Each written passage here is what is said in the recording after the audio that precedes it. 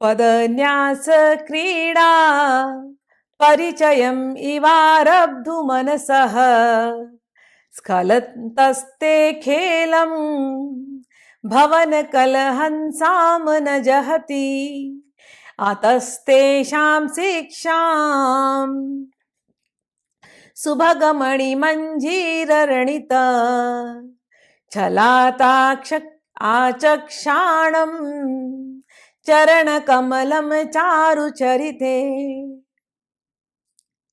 हे माँ, आपके चरणों को देख करके, अब आप लोग याद कीजिए, माँ अशोक वाटिका में थी, शिव जी के साथ बैठी थी, उसी अशोक वाटिका के पास जहाँ पर बैठी हैं। अब मौसम अच्छा हो गया, अब श्रृंगार का मौसम है, अब प्रेम का मौसम है, और माँ वहाँ से प्यार से उठी हैं, माँ वहाँ चलने लगी।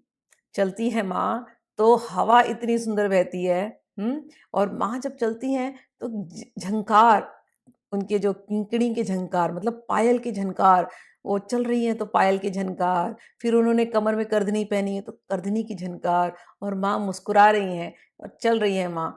तो और जो खुशबू उस पूरे अशोक वाटिका में सारे पुष्पों की है वो फैल रही है। अब माँ ने धीरे धीरे चलना शुरू किया, और जितने वहाँ पर बाजू में एक सरोवर है, तो सरोवर के हंस लोग देख रहे हैं, अरे माँ चल रही है। अब वो सरोवर के हंस भी ना अपने निकले वहां से सरोवर से, चलो चलो चलो, माँ कितना सुंदर चलती है, हम भी उनके पीछे पीछे चल करके देखें।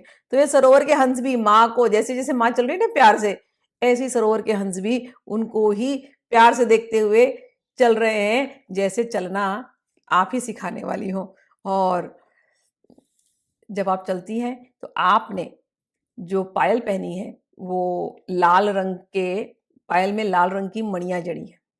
तो एक तो आपके पैर लाल लाल, उसमें लाल रंग की पायल पहनी हुई है, और उससे जो चमक आ रही है, वो चमक को देख देख करके और उसकी आवाज को सुन सुन करके, ये जो राजहंस है ना, वहां के जितने हंस है वो बावले हुए जा रहे हैं, और वो सब आपके पीछे पीछे हो रहे हैं। ये दोनों एग्जाम्पल, भौरा और हंस, ये साधुकों के मन के लिए। पहले वाले में क्या कहा कि मैं भौरा बन जाऊं। कैसा भौरा बन जाऊं कि मेरी इंद्रियां, मेरे पांचों इंद्रियां और मेरा मन वो आपके चरणों से कभी हटे नहीं, मैं ऐसा भौरा बनूं। और आपके चरण कैसे? कमल के जैसे, मंदार पुष्प के जैसे। भौरा को तो देख करके मंदार को देख करके, पुष्प देख करके भौरा अट्रैक्ट होता है ना, ऐसा हमारा मन आप में डूबा रहा है, एक एग्जाम्पल।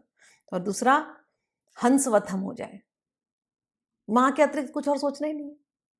रात दिन अगर हमारा मन चलता हो किसी चीज में, तो माँ की लीलाओं पर ही चले। माँ ने क्या किया, माँ ने इतनी सुंदर सुंदर लीलाएं की हैं।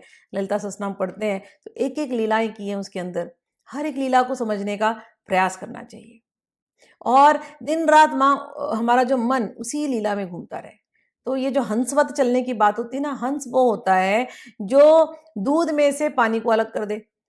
दूध वो है जो स्पिरिचुअल बातें हैं, जो आध्यात्मिक बातें हैं। अब हम जो सौंदर्य लहरी पढ़ रहे हैं, हम दूध का सेवन कर रहे हैं।